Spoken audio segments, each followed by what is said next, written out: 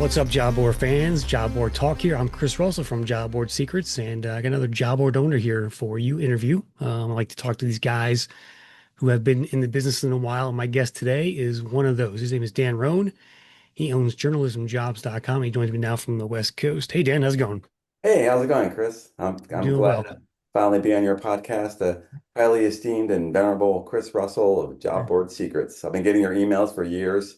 I don't participate in anything. I'm pretty much a quiet founder, and just kind of that's the way I operate. But I'm, happy to be on this podcast. Yeah, I'm looking forward to it. Looking forward to hearing about your journey and all that kind of good stuff. So, I guess take us back, Dan. When did you first start the job board? How'd you get into it? Give us the whole background story.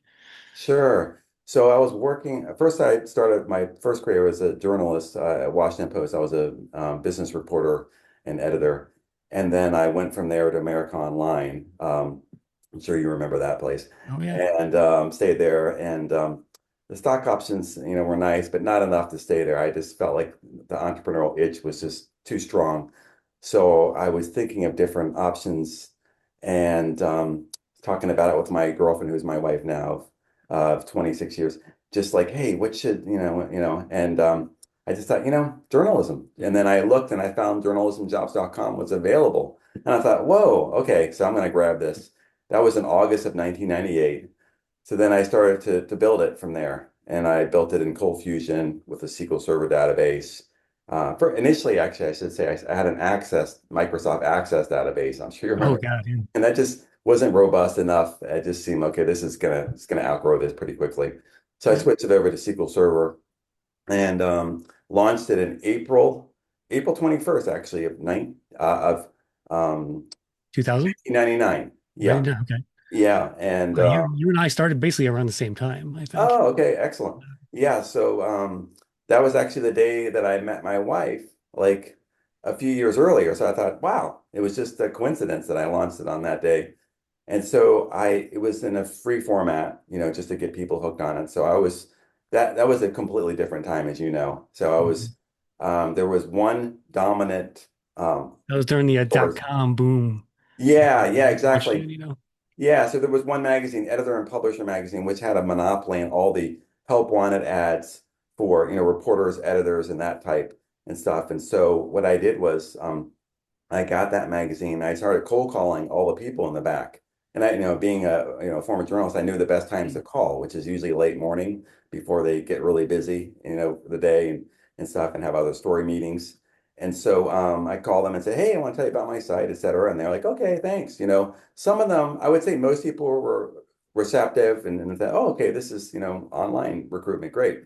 And some of them are like, well, we're okay, we're fine. We have editor and publisher and we're going to stick with them.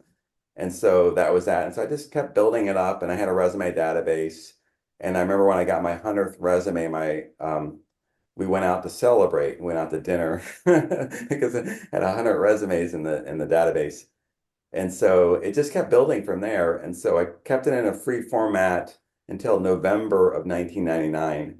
And then I sent out this massive email and said, hey, you know what? It's no longer free. It's still going to be free for job seekers to post resumes, respond to ads, whatever, but employers are going to have to, pay. And I started off charging $40 a job ad. So this was much lower than what editor and publisher was charging. They were charging like three or $400 for a print ad, sometimes more than that. And so I was way undercutting them. And then people just started posting. And then within, I would say, about 2 months, I'd kind of recouped all my investment in the site, like my time to build it, and as far as any kind of basic marketing, I and that was it. And so the rest of it from that point on was just pure profit. And I was very lucky. And I think I just you can It was just you, right? Just you built it, you ran it, and that was it, right? yeah, No. that's right. That's right. And it was just me. Sometimes my then girlfriend would help me and stuff, and then just kind of promoting and things. And she was at CNN at the time as a producer. So I had a lot of connections, people just from previous years job fairs. I didn't really go to them. I felt like I had a great job. I didn't really need to go to any journalism job fairs, but sometimes I did. And I was the president of a journalist association in DC in 98, just before I launched. So a lot of those connections helped me. So that's probably the greatest advantage I had. Yeah. I built an advantage of being a former journalist at a large publication that's pretty well known and things, and then a lot of contacts in industry. And that's pretty much it. It just kind of took off, similar to Craigslist. It took off, and then probably about 10 months later, Craigslist and my site, journalismjobs.com, are on a top 10 list of best niche job boards. It was like summer of 2000, and I was just so thankful for that. So that helped more publicity. And then I also partnered the site with Columbia Journalism Review magazine, which was one of the two leading trade publications for the industry, and that was owned by Columbia University, which Hmm. is still owned by it.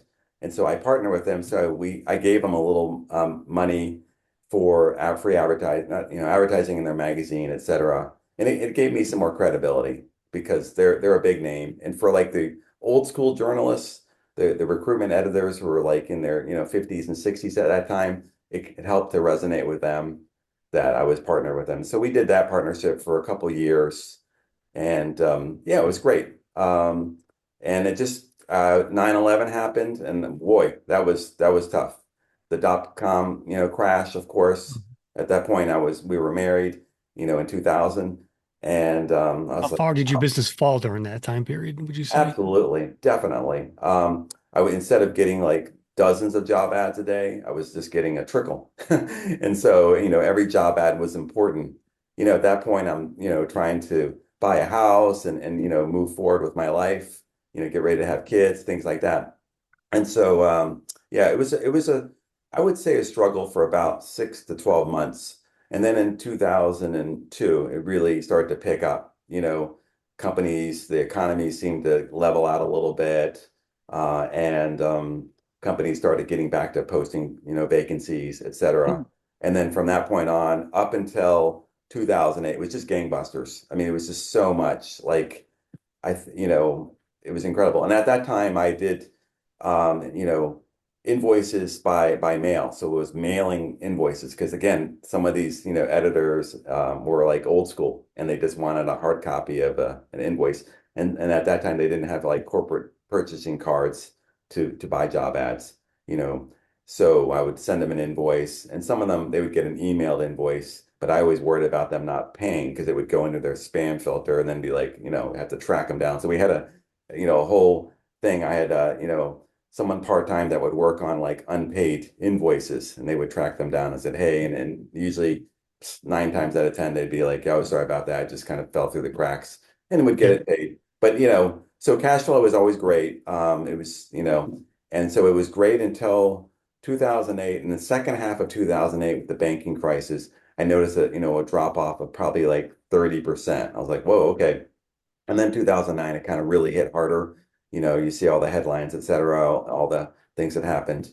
And then for probably the next year or so, it was still really good. Again, my expenses are so low. We're talking like, single digits or maybe 10%, So when you have 90% profit, of course, the IRS loves you and you're paying all these in taxes. So that's been the model all along, is that I haven't spent a lot, probably similar to Craigslist, where he doesn't, pay for advertising, promoting his sites. And so that's it. And then from that point until the pandemic, it's been really strong. It just, built up again, another rise similarly after 9/11, just kind of rose until the pandemic hit.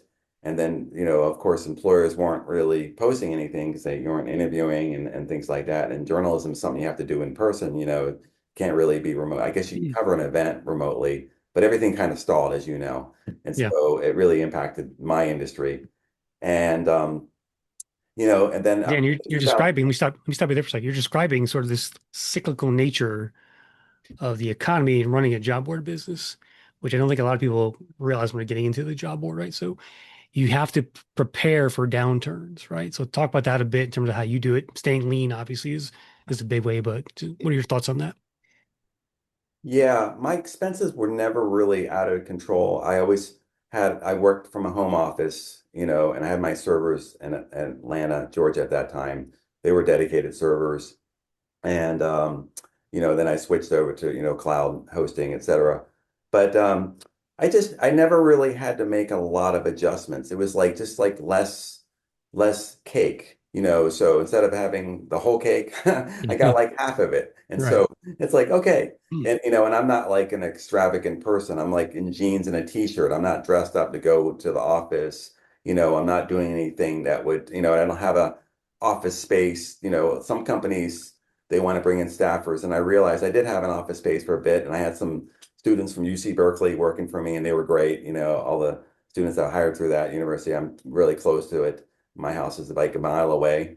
And so I always had ready, smart talent.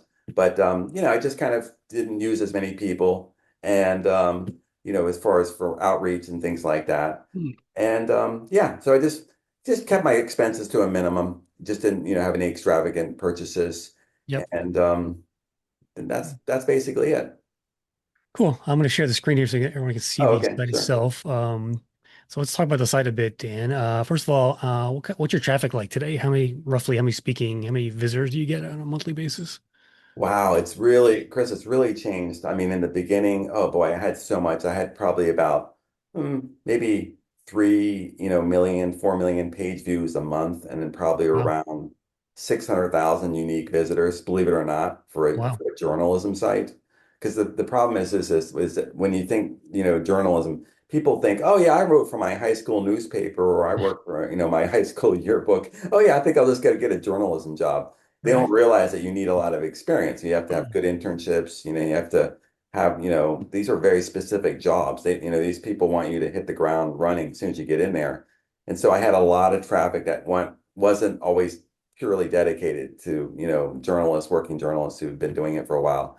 So luckily it wasn't a super high number, but yeah, the traffic was really good in the early days. Like I said, around 600,000 uniques.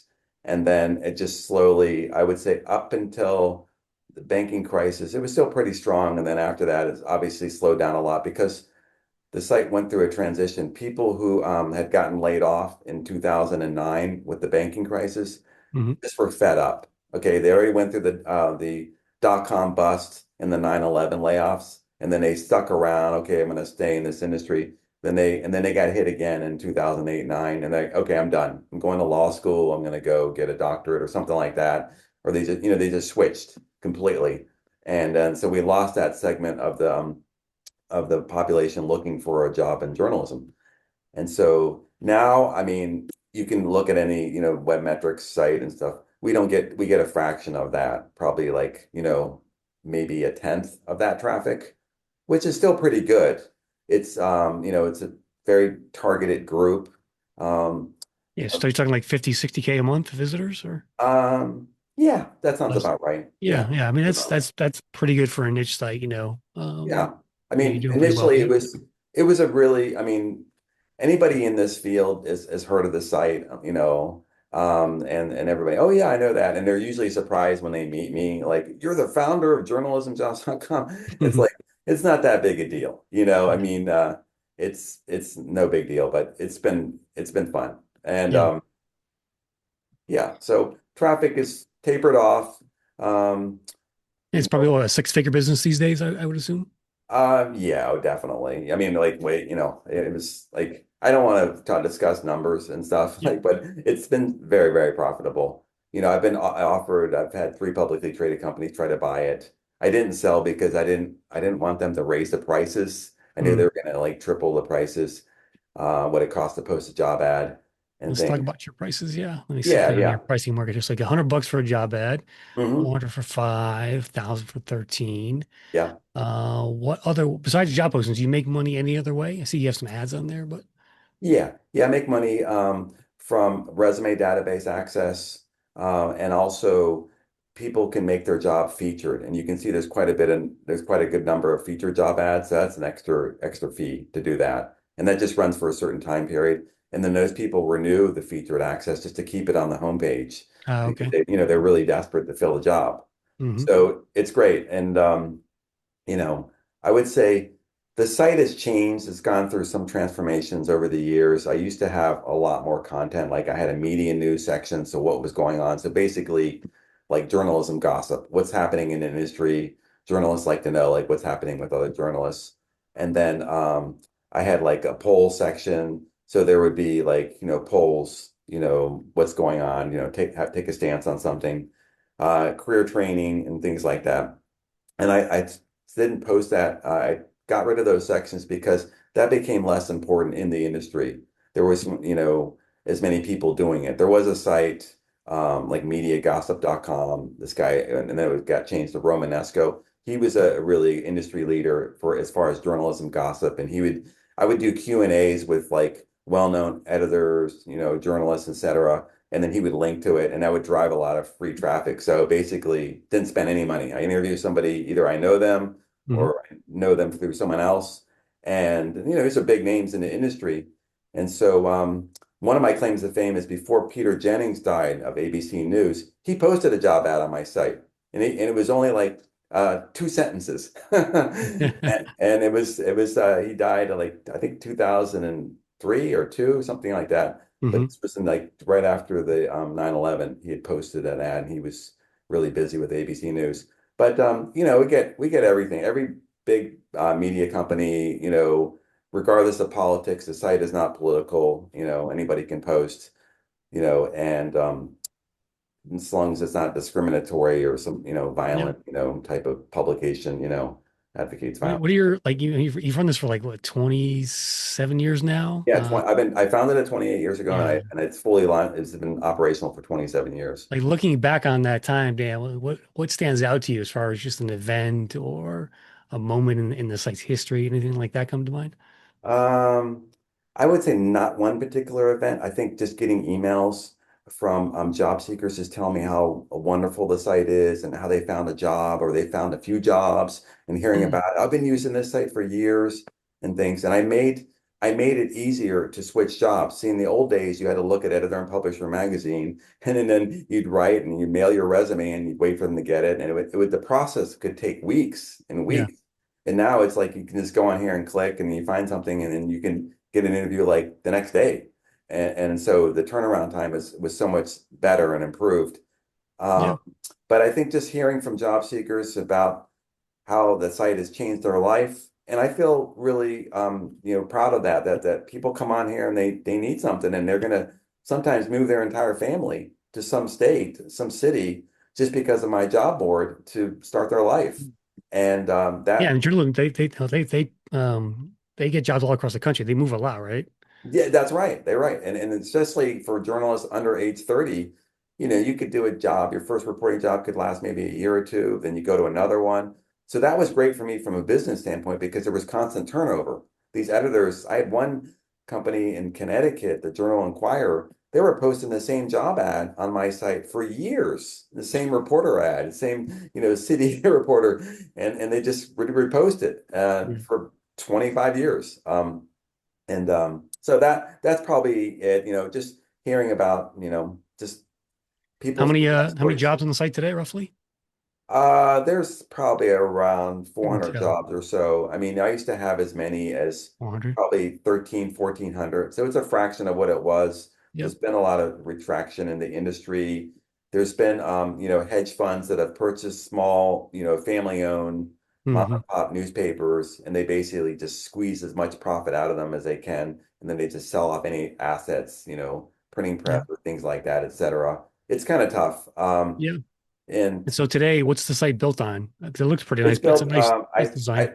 yeah, it's a good question. So in 2014, I got tired of Cold Fusion and I decided to switch it over to PHP, and it uses a Symfony frameworks, to organize all my files and stuff. And then I have it on a MySQL database.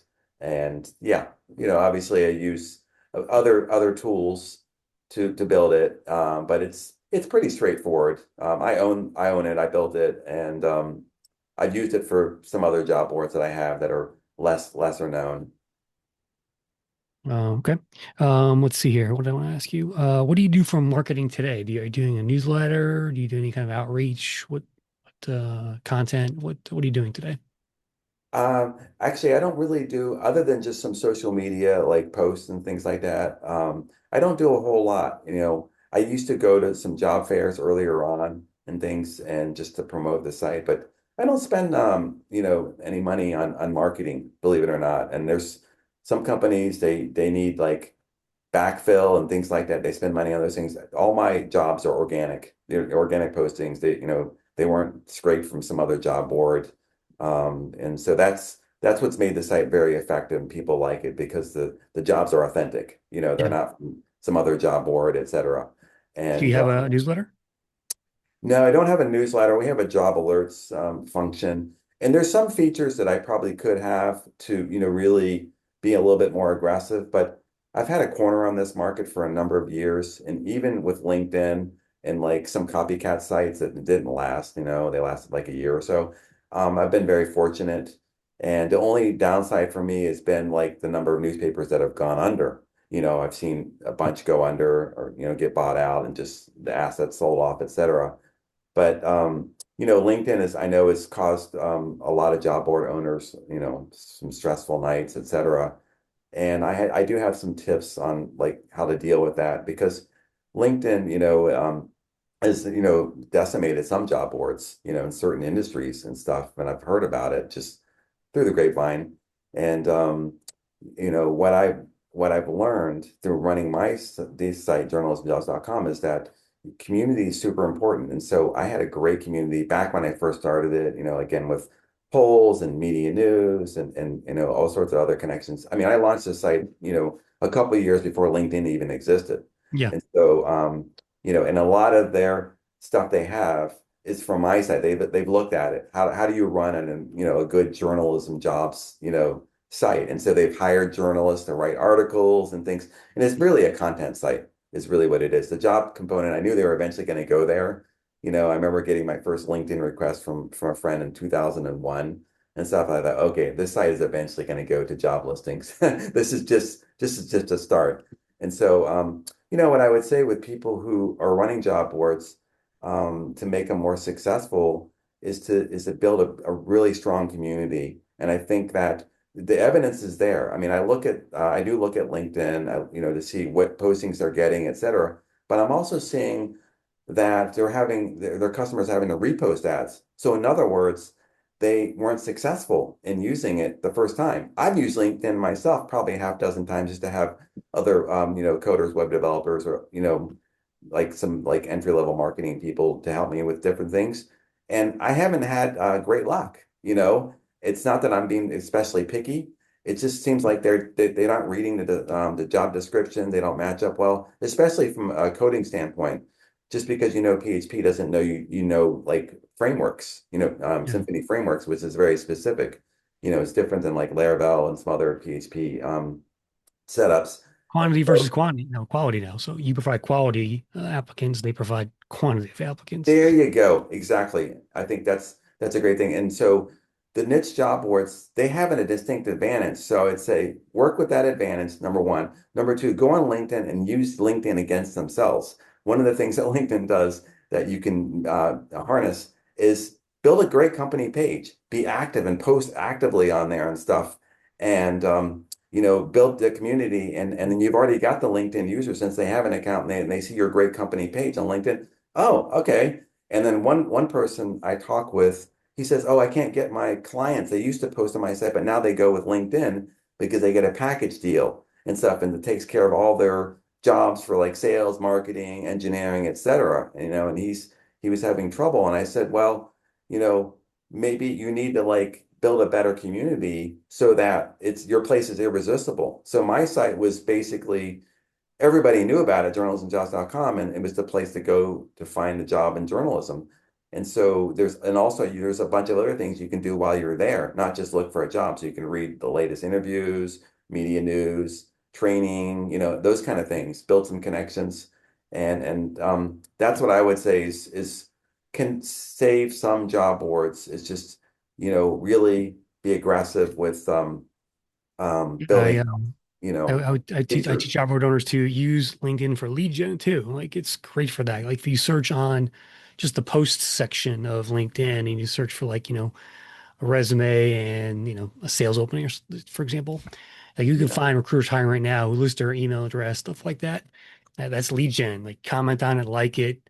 offer them a coupon code or something, right? So you should be leveraging LinkedIn as a job board owner for every day, essentially, in my opinion. Yeah, I agree with you. Nice. Good stuff, Dan. Well, appreciate the advice today. Anything, what are your plans for journalismjobs.com? Do you have a future vision of it, or is it kind of status quo right now and that kind of stuff?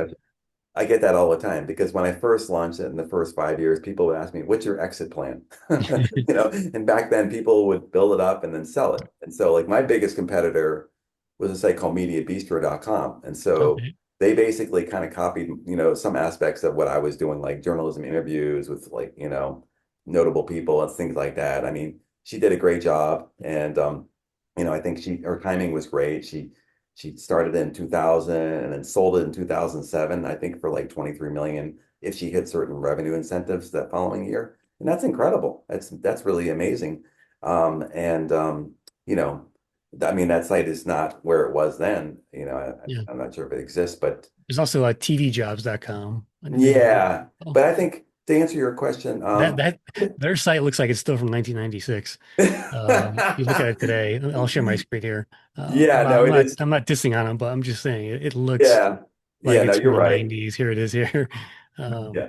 Yeah, in yeah. a way, it's kind of like it's charming, because it's just like here's the site is what it is, Yeah, yeah. I thought about buying those guys just for the traffic from the TV journalists. Yeah. They have their model is they charge journalists, TV journalists to look at the listings, you Oh, know. okay. So they're a reverse job board. Yeah, they're reverse. But I would to answer your question, you know, I kind of like journalismjobs.com has been my lottery ticket. I feel so lucky, knock on wood. It's given me more revenue, and it's been crazy. I mean, the revenue is like, 15, 20, 25 times more than I would make in 1 year at a good job and stuff. And so that kind of gives you some idea where the revenue is, and I feel like if it all just dried up, I was done tomorrow. I like, okay, I already bought a nice house that's paid for. My three kids, their college funds are already taken care of. My daughter just graduated last June from Dartmouth. She's got a job, in Wall Street, nice paying job. And so my middle child's almost done with college. He's got one more year. He's going to probably follow my daughter up there to New York. And then my third one is just getting ready to go into college, and we're actually leaving this Sunday to go check out Northwestern and Michigan. And if any Okay. Michigan or Northwestern fans out there, Have your kids expressed an interest in maybe running the site one day or? oh my God, that's a great question. No, they have no interest in this. None. They're like, I said, oh, you don't want to take it over? No, Dad, no thanks. I mean, They don't like, know what they're missing. It's yeah, they don't know what they're passive missing. revenue. Yeah. Yeah, no, they will weigh in with some comments and stuff. Dad, you should do this and stuff or do that and things. There's definitely they have their opinions, but yeah, I don't involve them too much. This is my thing. But if it went away, I feel like, as Lou Garrett said, the luckiest guy in the world. I mean, next to my wife and kids, I'm just so lucky with this. It took off. It could have gone the other way. And I did the timing of it was just perfect. And I think I kept building it and adding on to it, et cetera. And then I went through so many different versions of it, and I just kind of scaled it back and made it leaner because I thought, people just want to come in and get the job listings, and that's it. They don't necessarily want to hang out as much Yep. because when I had all that other hanging out type of material back in the, 2005, 6, 7, et cetera, people there wasn't the internet wasn't as mature as it is now. And so Yeah. now you've got a zillion places you can go. When you get up in the morning, your phone, you got all sorts of messages and reminders and things like that. And so there's it's competing with, their attention for these other things. And so they just want to come, look for a job, get in, get out, and that's it. And so that's kind of how I've kept it. I do have some career articles and other things. I'm going to add like some other journalistic like an ethics section and things like that because that's really important, for journalism, and some other features. But again, it's just kind of static. They can look at it, just read it. But yeah, no, I'll just keep writing it. It's just sort of it's fun, and since I can do all the work myself, really for the most part, you know, I it's pretty easy, and Yeah. to me, it's great revenue. I'm a glorified middleman, just a matchmaker. Yep. And that's it. You know, I get to work from home. I was able to take my kids to school, walk them to school, or drive them, and I wouldn't trade it. I mean, when I was at Washington Post or AOL, there's no way I could do that. You know, I'd be in meetings or having to commute to get there. And so I've really had the best of both worlds. Very high paying job, and as well as flexibility. And I just feel so lucky. And other job born owners, I'm sure they would say the same thing. It's really amazing. And if you have a great niche, make it better. You know, think of ways you can make it better, strategize and things like that. I like to plan and think through things. When I first met my wife, we were at California Pizza Kitchen, and I laid out my life on a napkin by decades. So I said, in my 30s, I want to do this, my 40s and my 50s, et cetera. She looked at me and she's like, wow, you're an interesting guy. Like, and she married me. And It's like, so oh, sign me up. yeah, yeah, exactly. And so she's, very career oriented and very, successful in her own field. And that's basically it. I think it's important to always think about be 2 or 3 steps ahead. And yeah, LinkedIn is the elephant in the room, but don't think, okay, I can't compete with LinkedIn. You can. You can if you grab just a little bit of their market share, whatever your niche board is, and those people aren't using you, and you can somehow convince them that, hey, they can fill their jobs here. Yes, it is another place they need to go, their HR department to make an effort, but you can set up things to make it easier for them to post on your sites, various mechanisms and then capture that. So I think, and LinkedIn is what, like an $18 billion company a year, they're massive, Yeah. but you can still, if you just get a sliver of that for your niche board, that would be great. And I think that's all that anybody who runs one of these boards wants is just sort of a sliver of the action. And then hopefully someday somebody comes along and they want to buy it. Or you just kind of just ride it until it's run out of gas and Yeah. it's run its course and it becomes something else. But yeah, I think the journey has been incredible. It really has, Chris. It's this, I couldn't have thought of this. I mean, years ago when I was in college, I never imagined that I'd be running a job board for this many years. And so I've been really lucky. That's all Nice. I can say. Really lucky. Well, keep riding that train, Dan, and thanks for joining us here on Job Board Secrets. Appreciate your time today and the advice and the knowledge. Thanks a lot, Chris. I'm honored to be here. All right, that'll do, guys. Check them out, journalismjobs.com, and thanks for watching, everybody. See you next time. Take care.